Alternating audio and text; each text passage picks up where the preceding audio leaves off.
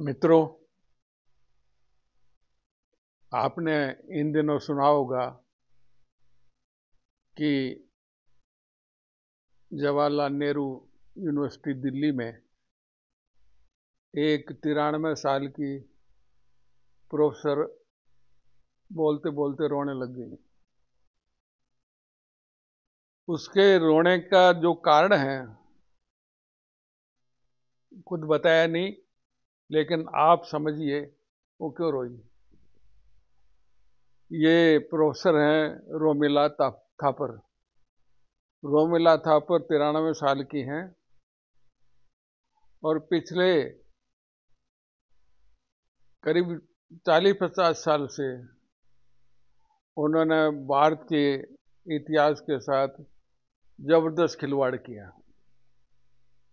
ऐसा ऐसा खिलवाड़ किया है कि एक बार वो कहती हैं कि महाभारत के सम्राट युधिष्ठिर ने महाभारत जीतने के बाद शासन करने के प्रति अनिच्छा जाहिर की, उनका मोह भंग हो गया और इसके लिए उन्होंने बताया कि सम्राट युधिष्ठिर को प्रेरणा मिली अशोक महान से। अब आप समझ गए अशोक महान कब हुए, महाभारत कब हुआ। मतलब महाभारत अशोक महान बहुत बाद में हुए, लेकिन युधिष्ठिर को सपना आ गया था कि ऐसे कोई एक राजा होंगे। इन्होंने भारत के इतिहास के साथ भयंकर छेड़छाड़ की कि कुछ वामपंथी विचारधारा के लोग हैं जिनमें खास तौर से और बहुत निंदनीय काम जो किया, उनमें प्रोफेसर थापर हैं और इरफान हबीब, कुछ लोग और भी हैं, बहुत लोग हैं, लेकिन प्रमुखता से ये हैं। रोमिला थापर ने जैसे बिल्कुल फिल्मी कहानियां लिखते हैं उस तरह लिखकर इतिहास के अंदर उसको डाल दिया, उनकी किताबें भी छापी। इन लोगों का एक सर्कल था और सरकार में भी बहुत से लोग ऐसे थे जो इनकी वामपंथी विचारधारा को मदद करते रहे, इनको बढ़ावा देते रहे। यहाँ तक कि आईएएस आईसीएस की परीक्षा देने वाले लोग भी इनकी पुस्तकें अगर नहीं पढ़ते थे तब तक उनको अच्छे नंबर नहीं आते थे। क्यों? परीक्षाओं में जो पूछा जाता था उसमें इतिहास सब्जेक्ट में बहुत कुछ इनकी पुस्तकों से लिया जाता। प्रोफेसर रोमिला थापर और प्रोफेसर इरफान हबीब ने बहुत कुछ ऐसा लिखा जो आज जाके लोगों के सामने एक्सपोज हुआ। रोमिला थापर ने, जैसे मैंने बताया, किस्से कहानियां जैसे लिखते हुए इतिहास में डाल दिया जिनके कोई सबूत नहीं थे। उनको संस्कृत आती नहीं थी, लेकिन एंशिएंट इंडिया पर उन्होंने भी इतिहास की पुस्तकें लिखी। बहुत विदेशों में घूम घाम के खुद डिग्रियां भी हासिल की, लेकिन डिग्रियां हासिल करने से ज्ञान में एक वो चाहिए जिसको कहते हैं मेच्योरिटी चाहिए। वो मेच्योरिटी का इनमें दोनों में खास तौर से बहुत अभाव था।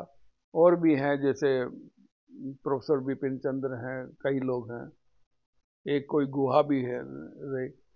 तो इनको इरफान हबीब ने क्या किया, मुगल काल को इतना महिमा मंडित किया कि उस वक्त की कमियां सामने लाई नहीं। उन कमियों को छुपाने के लिए इन्होंने अपनी सारी ताकत लगा दी। रोमिला थापर ने इतिहास को बिल्कुल डिस्टोर्ट किया, लेकिन क्योंकि सरकार में बैठे लोग और व्यवस्था सब इनको समर्थन कर रही थी, इसलिए इनकी पुस्तकें चल निकली, इनका नाम चल निकला। रोमिला थापर 70 के दशक से चर्चा में बनी रही। इरफान हबीब कुछ साल बाद आए, 10-20 साल बाद, लेकिन इनके आपने आचरण देखा होगा, इरफान हबीब का आपने आचरण देखा होगा, केरला के राज्यपाल के साथ बदतमीजी करते हुए उनको देखा होगा, उन पर हमलावर हो गए थे। इनका क्या है, जो राष्ट्रवादी विचारधारा के लोग हैं उनका इनसे जन्मजात दुश्मनी है। रोमिला थापर की भी राष्ट्रवादी विचारधारा से जन्मजात दुश्मनी, इसलिए जो JLN यूनिवर्सिटी दिल्ली की, वो बहुत से ऐसे वामपंथी लोगों का गढ़ बन गई थी, जिनमें पढ़ने वाले चाचा ताऊ 30, 35, 40 साल तक वहीं यूनिवर्सिटी में विचरण करते रहते थे, छात्रवृत्तियां तरह तरह की लेते थे और करते कुछ नहीं थे, नेतागिरी करते थे, वामपंथी विचारधारा। कन्हैया कुमार भी इसी यूनिवर्सिटी की प्रोडक्ट है, जहाँ नारे लगते थे, भारत तेरे टुकड़े होंगे, इंशाअल्लाह इंशाअल्लाह। वही यूनिवर्सिटी थी जिसमें आतंकियों के समर्थन में नारे लगे, अफजल हम शर्मिंदा है, तेरे कातिल जिंदा है। अफजल के कातिल कौन थे? सुप्रीम कोर्ट के जजों ने फांसी को कंफर्म किया, तो क्या जज कातिल थे? राष्ट्रपति ने उनकी याचिका मंजूर नहीं करी। ये अब आके ये लोग एक्सपोज हुए हैं। ये सन 2014 से इन लोगों की दुकानें बंद हुई। इसलिए जरूरी ये है, अब समय आ गया है कि विद्यार्थी ये सोचें, हम क्या पढ़ें, किसको पढ़ें, और पढ़ के उसको समझें कि आदमी कहना क्या चाहता है, लिख क्या रहा है, उनका लिखना तर्कसम्मत है या नहीं, उसके कोई तात्कालिक ऐतिहासिक सबूत है या नहीं है। लेकिन वो कई किस्से कहानियाँ जो मन मर्जी इन्होंने लिखा वो चल गया। बहुत अपने वोट बैंक का भी कुछ लोगों ने फायदा उठाया। इसलिए ये जो रो रही है रोमिला थापर, उसका दर्द ये है कि हाय रे मैं एक्सपोज कैसे हो गई। मैंने तो बहुत साल लोगों को मूर्ख बनाया।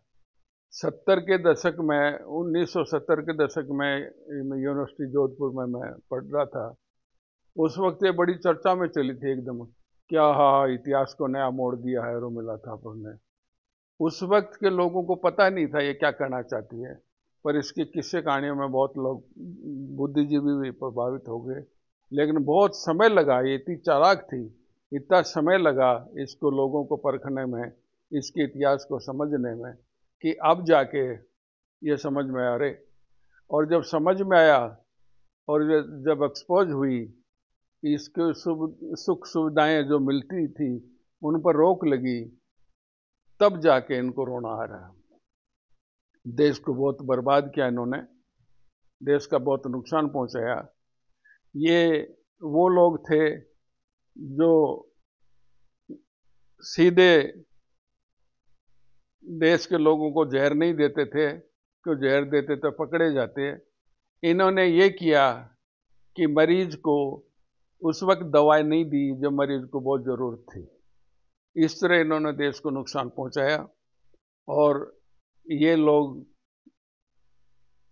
अब बहुत लंबा समय लग गया, ये देश का दुर्भाग्य है।